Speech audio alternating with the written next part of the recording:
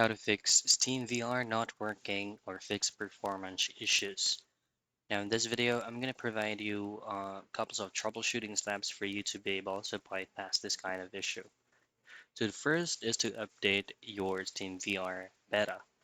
To do so, just simply open up or log in into your Steam account, go into your library, and then look for your SteamVR. Click that, go into properties, and then from properties, you should be able to see the beta option.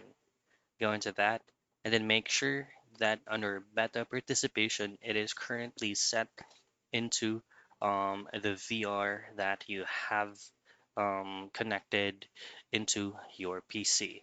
So make sure that you've done that, the beta update, and it will automatically be updated by itself.